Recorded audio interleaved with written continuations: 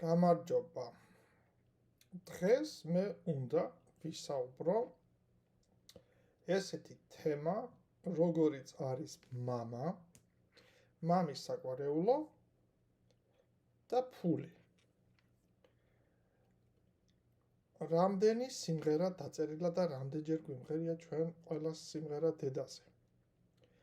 მასზე, ჩვენს ერთადერთზე და საყვარელზე, დედაზე. მაგრამ სიმღერები მამაზე ძალიან ნაკლებად ჟღერს და ნაკლებად თუ ვინმე მღერით თუნდაც ღიღინით. დღევანდელი ჩემი სიმღერა და ეს ყველაფერი სრულად იქნება მამაზე. დედა სიცოცხლეს იძლევა, მამა კი სიცოცხლის ძალაა.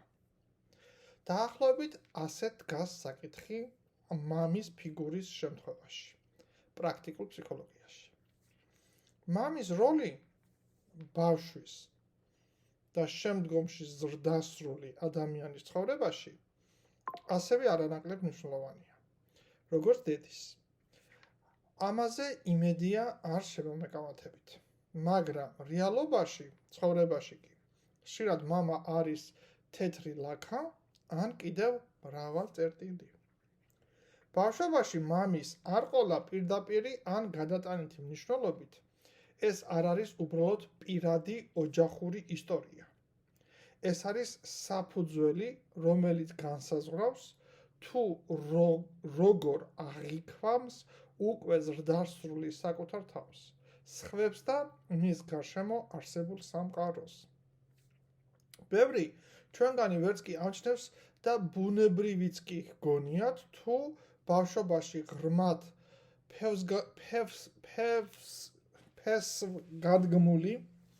ფესგადგმული შეხედულებები და გადაწყვეტილებები როგორ იქცევა ყოველდღიურ მეტყველების ნაწილად. ზოგადად ეს ხარვეზი ჩვენი ეროვნული კულტურისთვის ძალიან დამახასიათებელია. მე ნამდვილად დრამატულად მეჩვენება, როდესაც მთელი ერი ომების, რევოლუციების, რეპრესიებისა და სხვა კატასტროფების სერიის დროს კარგავს მამრობითი სქესის მოსახლეობის უზარმაზარ ნაწილს. და ეს ძალიან სამწუხარო ფაქტია. მაგრამ ეს იყო ადრე. დღეს კი თაობიდან თაობაზე უკვე დიდი ხანია გადაეცემა მამის არყოლის ფენომენი და ის რეპროდუცირდა ასე თუ ისე მშვიდობიანი ცხოვრების ფონზე. ცხოვრების ყველა დონეზე, ოჯახურ, სოციალურ, კულტურულ, ინდივიდუალურ, ფსიქოლოგიურშიც კი. და ეს ყველაფერი იმის მიუხედავად, რომ მამები აქ არიან, ახლოს, მაგრამ გარიყულნი ოჯახური ცხოვრებიდან და ასევე დაშორებულები ბავშვებისთვის და მიუწვდომელი მათი აღზრდისთვის. თუ კი თემით დაინტერესდით ამ ეტაპზე, უკვე ავტომატურად და ლოგიკურად გაგიჩნდებათ კითხვა, თუ რა სფეროებზე ახდენს გავლენას მამის ფიგურა, როგორ ვლინდება ეს გავლენა ზრდასრული ადამიანის ცხოვრებაში და სად შეიძლება იყოს ჩასაფრება შესაძლო ფსიქოლოგიური პრობლემების დონეზე. სხვა სიტყვებით რომ ვთქვათ, როგორ შეგვიძლია დავადგინოთ, რომ თქვენს ცხოვრებაში არ აქვს მნიშვნელობა ქალი ხარ შენ თუ კაცი, ყველაფერი შენს ცხოვრებაში შეიძლება რომ დამოკიდებული იყოს მამაზე. თემები, რომლებიც კავშირში არის მამასთან. პირველი, თავდაჯერებულობის თემა, საკუთარი ძალის, უსაფრთხოებისა და დაცულობის. მეორე, საზღვრების თემა, რა არის ჩემთვის დაშვებული და რა არა, რა არის ჩემთან კავშირში კარგი და რა მიუღებელი. იდენტობის თემა, ვინ ვარ მე, როგორი ვარ. მეოთხე, პირადი ურთიერთობების თემა, მამაკაცურ ქალური და შვილი მშობელის ურთიერთობები. მეხუთე, თვით რეალიზაციის თემა,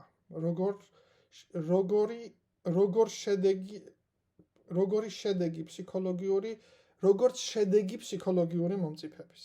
მათ შორის როგორ გავდივართ ცხოვრებისეულ კრიზისებს და ინიციაციის პროცესებს. მე-6 საზოგადოებასთან ურთიერთობის თემა. სტრუქტურა, იერარქია, ძალაუფლება, პასუხისმგებლობა, წარმატება საზოგადოებაში, ინტეგრაციისა და მასში ღირსეული ადგილის დაკავების უნარი. ახლა კი მოკლედ მთავარ საკითხზე. ამჯერად შევეხები თემებს, რომელიც კავშირში არის მამასთან, მათი აქტუალურობის და კლიენტების მიერ კონსულტაციის დროს წარდგენის სიხშირის მიხედვით. და განვიხილოთ ესენი. ისევ და ისევ ჩემს გამოცდილებებისა და გრძნობებზე დაყრდნობით. თითოეულ ჩვენგანს ენერგოპრაქტიკოს თუ ფსიქოლოგს გვაქვს საკუთარი სტატისტიკა, საკუთარი რაღაც მეთოდი მუშაობის, საკუთარი კლიენტები, რომლებიც რა თქმა უნდა ინდივიდუალურად განსხვავებულები არიან, მაგრამ არსებობს საერთო თემები, რომელთაც ხერხემალი აქვთ ერთი. პირველი მთავარი თემა, მოთხოვნადი ეს არის ურთიერთობების თემა. ის უპირობოდ ლიდერია. რადგან ურთიერთობების თემა? რადგან ჩვენ მშობლების ოჯახში ვიზრდებით, ვიღებთ მამაკაცთან მნიშვნელოვანი ურთიერთობების პირველ გამოცდილებას. ასევე ვიღებთ მშობლებს შორის ურთიერთობების სცენარს, მემკვიდრეობის სახით. ქალებისათვის და მამაკაცებში ეს სხვადასხვაგვარად ვლინდება. ქალები მამაზე ძირითადად ორ სფეროში არიან დამოკიდებული. მოდით ჯერ დავიწყოთ ქალებით. მე ქალი ვარ, რასაც გენდერული იდენტობა ჰქვია და ზოგადად მამის გავლენა იდენტობაზე უზარმაზარია. გაგიკვირდებათ, მაგრამ ის რომ მე კარგი ქალი ვარ, ჭკვიანი, ლამაზი და საყვარელი განცდა მამის გოგონას მიმართ მისი დამოკიდებულების, მის მიმართ აღფრთოვანების მეშვეობით გადაეცემა. არა მიღწევებით, მიღწევებზე ცოტა მოგვიანებით ვისაუბრებ, ეს ბიჭებთან არის კავშირში. არამედ სიამაყე უბრალოდ იმ ფაქტით, რომ ქალიშვილი ხარ, გოგო, საოცარი, უნიკალური, არა ისეთი, როგორც ისინი არიან მამაკაცები, ლამაზი და სრულყოფილი და ვერც ერთი მამაკაცი ვერ შეავსებს ამ სიცარიელეს, ამ სევდას, თუ ეს ადგილი ცარიელია მამისგან. გოგონებში და ქალებში. თუ მამას ჰქონდა ქალური არსის შიში, თუ ღიად გამოხატავდა თავის იმედგაცრუებას, თუ რატომ შენს მაგივრად არა ბიჭი. თუ კი აუფასურებდა ან ღმერთმა ნუხქნას აგრესიის სამიზნედ იყო გოგოშვილი. ასეთი ბავშვი უკვე ზრდასრული ქალი ცდილობს ბავშვობაში დანაკარგი გრძნობები ზრდასრულობაში შეივსონ საკუთარი თავის მიუღებელი ემოციებით და ისინი პარტნიორებისგან მუდმივად უპირობო აღტაცებას მოითხოვენ. ვიღაცასთან ფლირტით და ვიღაცაზე ნადირობით, თუმცა ამის საჭიროება არ არის. თითქოს კონკურენციაში არიან სხვა ქალებთან. რაღაც შეჯიბრი და შური, ცდილობა იმის ბიჭივით იყოს და საკუთარი მიღწევებით ქულები დააგროვოს. მაგრამ ეს არაფერ შუაში არ არის. არაფერ შუაშია. ახლოსაც კი არაა. იმიტომ რომ ყველაზე მთავარი ის დანაკლისი უნდა შეავსო, რასაც ელემენტარული მამის ყურადღება ჰქვია. მერე ყველაფერი დანარჩენი დალაგდება. უკვე მონათხრობიდან გამომდინარე, ავტომატურად გადავდივართ ქალების მეორე ქვეთემაზე, სახელად პარტნიორის არჩევის სირთულეები, მისი არარსებობა ან მამაკაცების მიმართ პრეტენზიები. ქალები ან არასწორ პარტნიორს ირჩევთ, ან საერთოდ არ ირჩევს არავის და არც კი აძლევენ მათ კაცებს ახლოს მოსვლის საშუალებას. რათა ღმერთმა არქნას, რომ უსიამოვნებაში ჩავარდნენ. მაგრამ ამავდროულად გულწრფელად უნდათ ურთიერთობა, მთელი ძალით, მთელი სულით გინდათ ეს, უნდათ ქალებს ეს. ან კიდევ უკვე ურთიერთობაში ყოფნისას საშინლად იმედგაცრუებულები არიან და ყველაფერი რაც კი ხდება მათ ცხოვრებაში და რაც კი არსებობს, კმაყოფილები არ არიან არაფრით. ყველაფერი რიგზე არ არის და არც ისია, როგორც უნდა იყოს. უმეტესწილად ყველაფერი ეს კონსულტაციის დროს ირკვევა, რომ პარტნიორს ამასთან არაფერი აქვს საერთო. ყველა პრეტენზია პირდაპირ მამას ეხება. მასთან მიდის. ან საკმარისად არ უყვარდა, ან არ აძლევდა სათანადოდ იმას, რაც უნდოდა. ასევე შესაძლოა, რომ ქალი იმდენად იდეალიზირებულად აფასებდეს საკუთარ თავს, რომ სხვა მამაკაცი ვერ შეძლებს და ვერ შეწვდება ამ ბრწყინავი ეგოს იმიჯის შესაბამისად ცხოვრებას. და შემდგომში ამ კატეგორიის ქალების ცხოვრებაში პარტნიორის ადგილი ყოველთვის მამას აქვს დაკავებული. ასევე არსებობს კიდევ ერთი მუდმივი პრეტენზიები, რომელიც დაიზეპირა დედისგან. მისდამის სიყვარულისა და ოჯახური სცენარისადმი ერთგულების გამო, რომელიც მემკვიდრეობით გადმოეცა.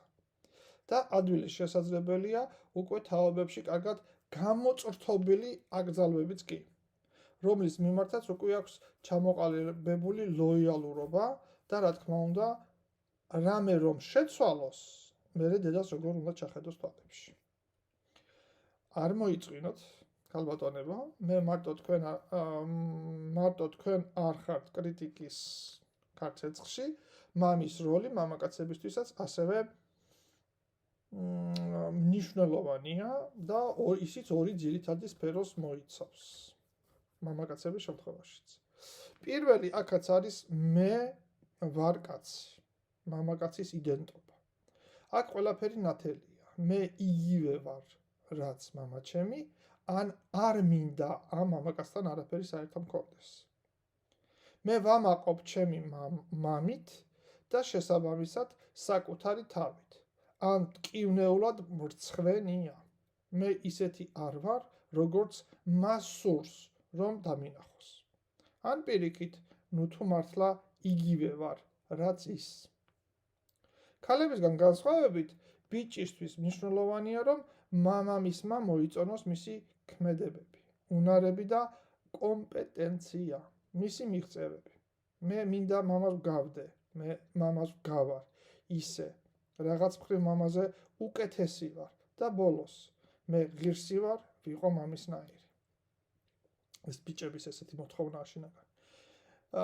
მეორე ბიჭების თემა ეს არის ოჯახში როგორც ქმრის და მამის როლური ქცევა. როლი, როგორც ქმარი, როგორც მამა. როგორ იქცეოდა მამა დედასთან, ჩემთან და ზოგადად როგორ ავლენდა თავს, როგორც მამაკაცი. ქმედებები და მათ მიღმა არსებული ღირებულებები და შეხედულებები ქალების, ოჯახისა და მასში მათი როლის შესახებ. ასევე როგორ მოვიქცეთ კრიტიკულ სიტუაციებში, კონფლიქტებში, პრობლემები და წარუმატებლობების შემთხვევაში, პრობლემები და კრიზისების შემთხვევაში. თუ მამა აქ საუბარია, რომ იგივეს იმეორებს შემდეგ ბიჭი. თუ მამა სვამდა და სცემდა, ცუდად ეპყრობოდა დედას და შვილებს, ან თავადაც მას ცუდად, შვილს, ბიჭს ცუდად ექცეოდა, უპატივცემულოდ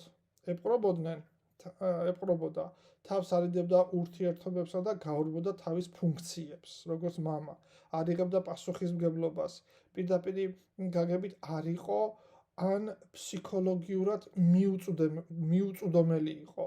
შვილ ბიჭს უკვე ზრდასრულ კაცს გაუჭირდება ამ ფუნქციების საკუთარი ოჯახში განხორციელება. ის გაიმეორებს ზუსტად იგივე სცენარს, ან კიდევ დისტანცირდება და განმარტოვდება.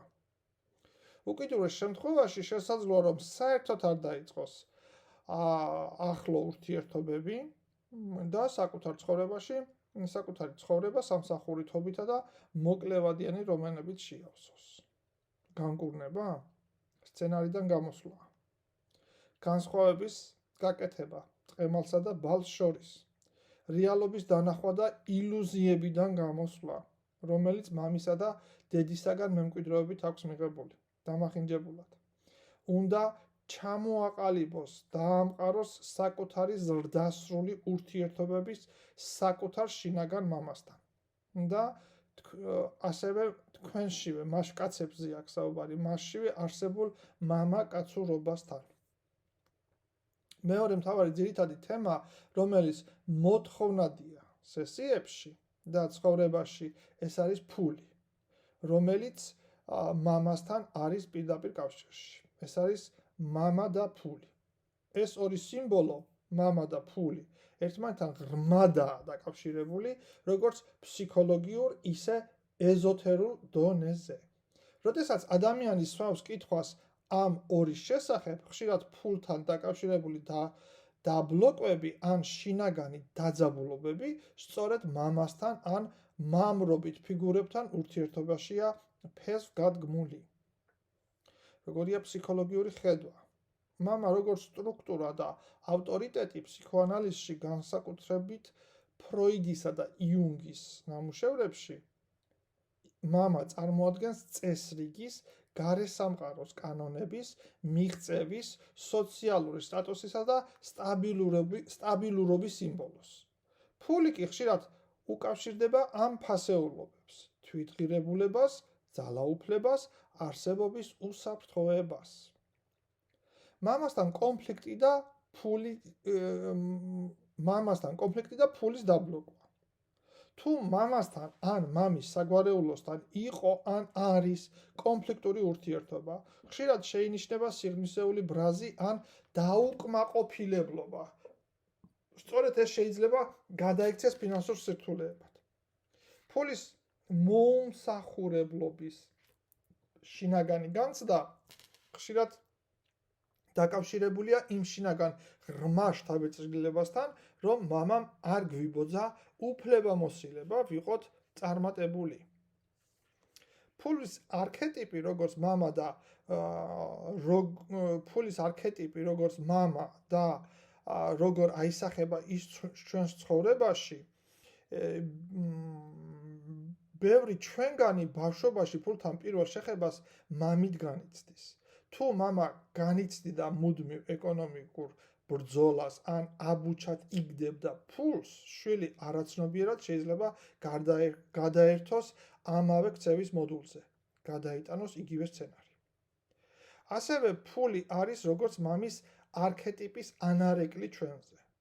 ფული ხშირად უკავშირდება არა მხოლოდ მატერიალურ რესურსს, არამედ მამის არქეტიპულ ენერგიას, რომელიც პასუხისმგებელია სტრუქტურაზე და წესრიგზე, სოციალურ რეალიზაციაზე, დაცვაზე და უსაფრთხოებაზე, საზღვრების შენარჩუნებაზე, საკუთარი ძალის და თავის უფლებების განცდაზე. ფული ბავშვის ფსიქიკაში ხშირად ხდება სიმბოლო მამის სიყვარულის, მისგან მიღებული აღიარებისა და მხარდაჭერის.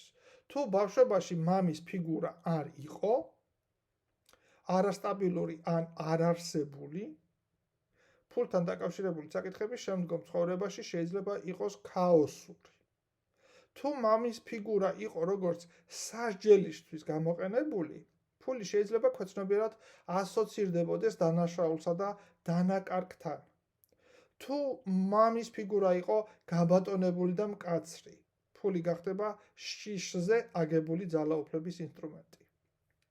ეზოთერულად ფული არ არის უბრალოდ ენერგია. ის არის გადამუშავებული კარმული უფლება მის მიღებაზე, ფულის მიღებაზე. ფულის ენერგია დაკავშირებულია მამაკაცურ პრინციპთან. იუნგს უდავესესყებით კიდე ეს არის გონება, კანონები და საზღვრები. თუ მამასთან კავშირი დამახინჯებულია, დაძაბულია ან გაუცნობიერებელია, ფული ან ვერ მოდის, ან მოდის ტკივილთან ერთად. თუ კი არის არპატიებული წყენა, ბრაზი ან ფარული მოლოდინი, ადამიანი თავისით ავტომატურად თიშავს ფულის მიღების ენერგეტიკულ არხს, თითქოს არ იმსახურებს მას. მამა არის ფესვი და მატერიალური პლატფორმა. ენერგეტიკულ სისტემაში განსაკუთრებით ვედური მიდგომების მიხედვით მამა უკავშირდება პირველ და მესამე ჩაკრას. მულადჰარა, პირველი ჩაკრა. როდესაც დარღვეულია მულადჰარა, როდესაც დარღვეულია უსაფრთხოება, ფიზიკური არსებობა, მიმღებლობა იმის, სადაც დაიბადე. ფიზიკურ არსებობაში იგულისხმება ადამიანები, რომლებიც ამბობენ რა თმინდა სიცოცხლე დაახლოებით ამდაგვარი მიდგომით. ეს მულადჰარა, როდესაც არის დაზიანებული. ხოლო მესამე მანიპურა ჩაკრა, რომელიც პასუხისმგებელია ძალაუფლებაზე, ქმედებაზე და პირდაპირ ფულზე. მესამე ჩაკრა. ქალსა თუ მამაკაცში მამაკაცური ენერგიის ბლოკი ტოლფასია უდრის მატერიალურ ნაკლებობას. თუ მამრობითი ენერგია, იანგ, ესე ქვია, დათრგუნულია, პიროვნება გზნობს, რომ არ აქვს უფლება შექმნას, მოიპოვოს, დაიკავოს ადგილი სამყაროში. ეს ვლინდება როგორც ფულზე უკმარისობის განცდით, თავისი გაუფასიურებით, ბიზნესის შიშით. არსებობს კიდევ ესეთი მცნება, საგვარეულო კარმა. თუ მამის საგვარეულო ხაზზე იყო რთული კარმა, მაგალითად ღარიბობა, გაქცევა, უარყოფილი შვილი, პრესინგი ან ტოქსიკური ძალაუფლება, ამ ინფორმაციის გადატანა შესაძლებელია ენერგეტიკულ მემკვიდრეობაში, რაც იწვევს ფულის თემაზე ჩამორჩენას ან ეჭვს ფულთან მიმართებაში. ამაზე მე კიდევ ოდნავ ქვემოთ მოგვიანებით ვისაუბრებ. ფული უდრის კონდენსირებულ ენერგიას. ფული ეს არ არის უბრალოდ ქაღალდი ან ციფრები. ეს არის ენერგიის სიმბოლო, რომელიც მოძრაობს იმ მიმართულებით, სადაც არსებობს ღია არხი მიღებისა და გაცემის. იმ შემთხვევაში, თუ ადამიანში შინაგანად არ არსებობს უფლება ფულისთვის, ჩვეულებრივ ეს უფლება გადმოგვეცემა მამის ხაზიდან, მაშინ ენერგია არ გროვდება, არ გადაიქმნება მატერიაში. ამიტომაც ფული მამის ენერგეტიკის ანარეკლია. თუ მამის ენერგია ჩახშობილია ან ბავშვობაში მისგან არ მიგვიღია მხარდაჭერა, ჩვენი სისტემაც განიცდის. არ მაქვს უფლება მოვითხოვო. ჩემთვის არაა უსაფრთხო ფული, ის ან მიდის, ან ტკივილი მოაქვს. ფული არის როგორც მამის ენერგეტიკული ანარეკლი, მამის საგვარეულო ხაზიდან. მამაკაცური ენერგია გვაძლევს საშუალებას ვიყოთ გამტარები გარე სამყაროსთან. ფული მოდის მაშინ, როცა ადამიანი თავს უფლებას აძლევს დაიკავოს ადგილი სამყაროში, იპოვოს თავისი იდენტობა. ეს არის მამის ენერგიის ნებართვა. თუ მამასთან და მამის საგვარეულოსთან კავშირი დაშლილია, ფიზიკურად, ემოციურად ან ენერგეტიკულად, ადამიანი ვერ იღებს სამყაროსგან იმ უპირობო სიუხვეს, რასაც ის სთავაზობს აბსოლუტურად ყველას და უსასყიდლოდ. სამყარო გვთამაზობს ამას დამიჯერეთ. ბევრ ქალში ფული ასოცირდება მამაზე განაწყენებასთან, რაც ქმნის შინაგან წინააღმდეგობას. მე მინდა მქონდეს ბევრი ფული, მაგრამ ვბრაზობ მის წყაროზე, ანუ მამაზე. მამა და მამის საგვარეულო როგორც ენერგეტიკული არხი. მამა უდრის გარე სამყაროს არქეტიპს. მამრობითი ენერგია ფესვად გვევლინება სამყაროსთან პირდაპირი კონტაქტისას. ეს არის გამოსვლის, გამარჯვების, შექმნის და დაპყრობის ძალა. ის ენერგია, რაც მოდის მამის ხაზიდან, განსაზღვრავს, რამდენად გვაქვს ნდობა დაწყებაზე, წარმატებაზე, ფიზიკურ რეალობაზე. მამა პირდაპირ მნიშვნელობით არის როგორც არხი ფიზიკურ სამყაროსთან.